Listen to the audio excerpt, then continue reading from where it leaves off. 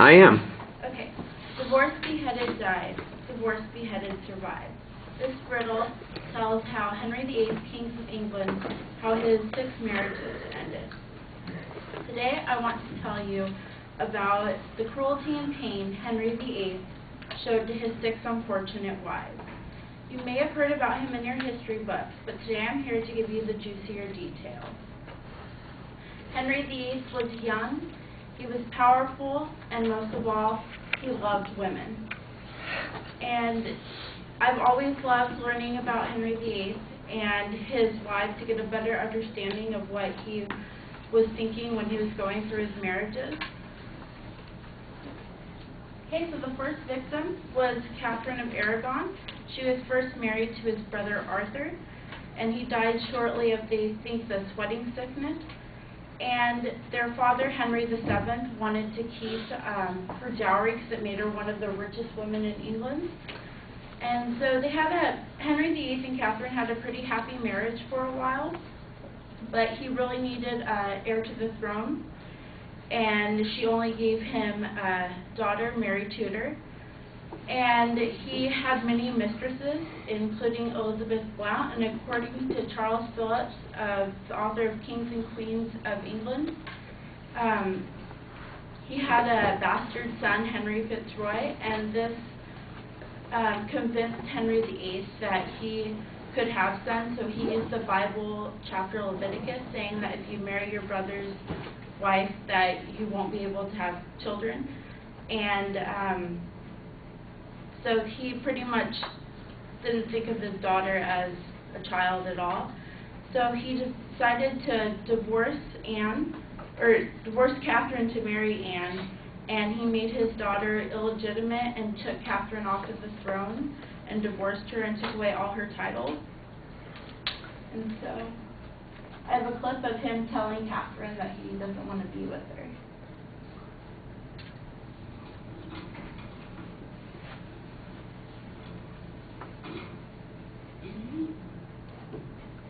Catherine, I have something to tell you.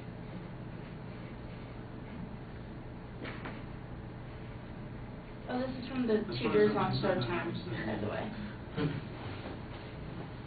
Actually, there's no need to end something which is not a big You and I will never truly married. There's a misunderstanding of Scripture and a painful misapplication of canon law. It's true, I did not know about these things before, but it has been brought to light by legal opinion and a wasted my conscience. Okay. Which brings me to Anne Boleyn, which he was secretly seeing when he was married with Catherine, and he wanted his male heir to the throne, and she was not able to give him that. So she did have a daughter, Elizabeth, which ironically became one of the best leaders of England. And he was also seeing Jane Seymour when he married Anne Boleyn, and he decided he needed a way to get rid of her.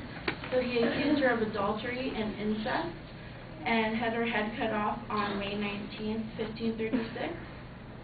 And I have a quote from when she was about to die. So, I beseech you all, good friends, to pray for the life of the King, my sovereign Lord and yours, who is one of the best princes on the face of the earth, and who hath always treated me so well that better could not be.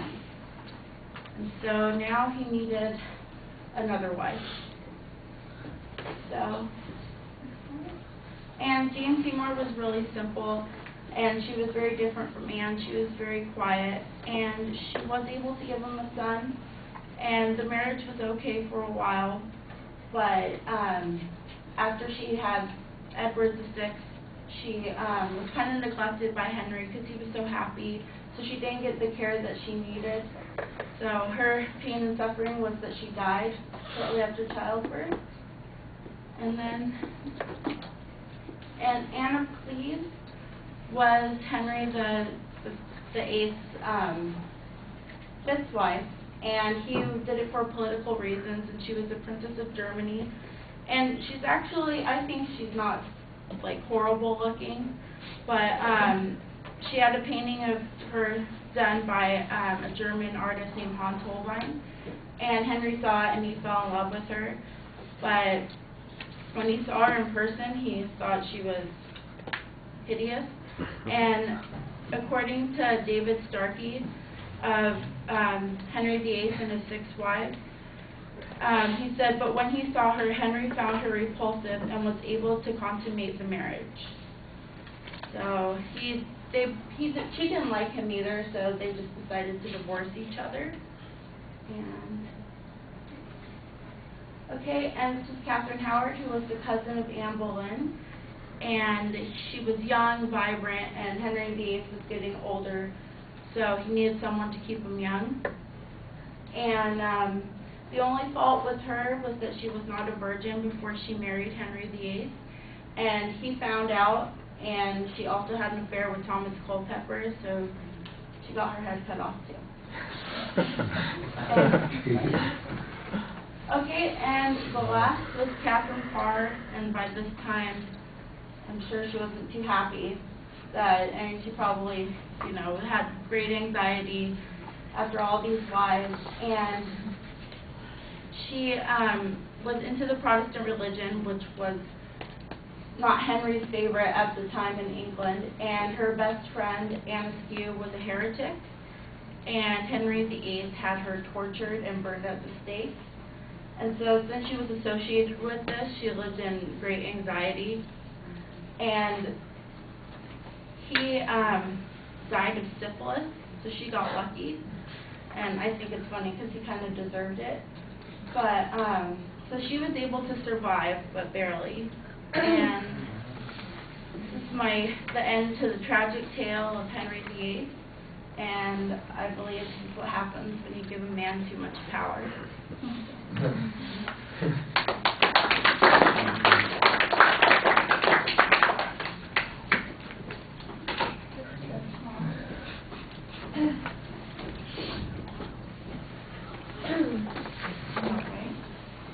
So, Katrina, what did you think?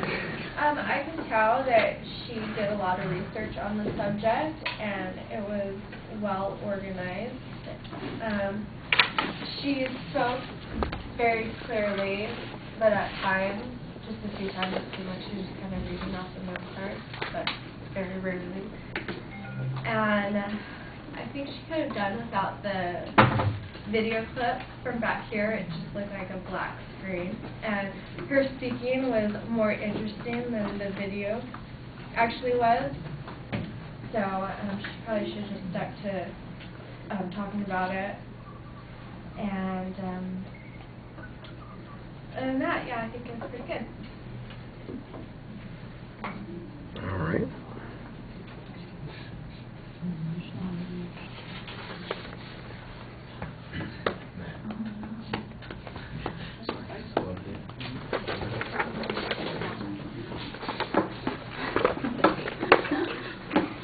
I thought the riddle story at the beginning was good attention device. The topic's very clear. You've got an excellent thesis statement about where you're going. You give us some personal justification about talking about it. I think you could also give us some historical context and reason why the rest of us should care the same way that you do. And I think that there are a couple of places where there's information about his life and about the events that happened that did in fact have an impact on the world, and that was often related to his marriages. And we don't get that much of that in the presentation. We often just kind of get the summary statement about why he dumped that one, why he got rid of that one, why he executed that one, and it just seemed like it was a few too many string together bits and pieces of information instead of something that's a little more coherent. I figured out right away that it's going to basically be organized by each of the wives, so that makes sense. You didn't necessarily have to give us a separate preview on that, and as a consequence it's pretty well organized and easy to follow, and you get the visuals to give us transitions on each of those points. I thought you started off citing material pretty effectively, but it didn't seem like you were as consistent at that. I appreciate what Katrina said about the video clip, because I thought the same thing, not about the way that it looked. I didn't have a problem with that, but I did didn't think it added anything to the speech at all. It's just kind of a visualization of something that you described, and it wasn't a particularly interesting visual.